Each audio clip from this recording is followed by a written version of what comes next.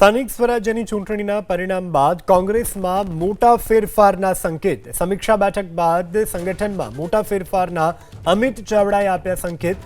ખરાબ પરિણામ માટે જવાબદાર નેતાઓને સંગઠનમાંથી હટાવાશે। ચૂંટણીમાં સંગઠનના કેટલાક નેતાઓ નિષ્ક્રિય હોવાનો અમિત ચાવડાનો સ્વીકાર।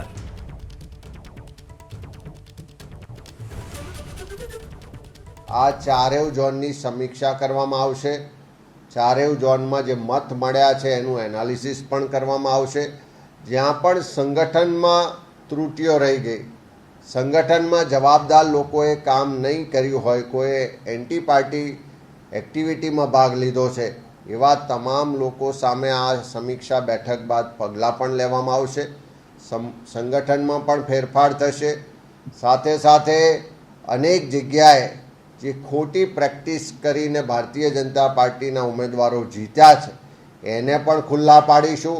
જે અધિકારીઓ, જે પોલીસ તંત્રના લોકોએ ભારતીય જનતા પાર્ટીનો હાથો બનીને કામ કર્યું છે એના પણ પુરાવા જ્યાં જ્યાં મળ્યા છે એની સામે પણ આવનારા દિવસોમાં કાયદેસરની કાર્યવાહી પણ કરીશું ને એને જવાબ આપવો પડે એવી સ્થિતિમાં પણ લાવીશું।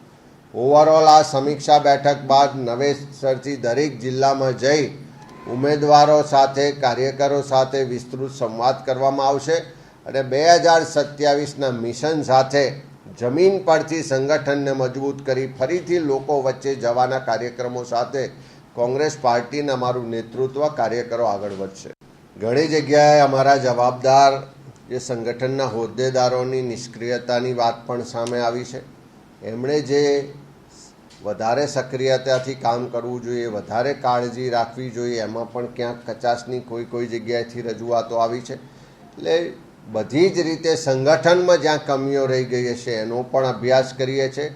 અમારા આગેવાનો, કાર્યકરોની નિષ્ક્રિયતા બાબતે પણ ક્યાંક જે ફરિયાદો છે એની પણ સમીક્ષા કરીએ છીએ।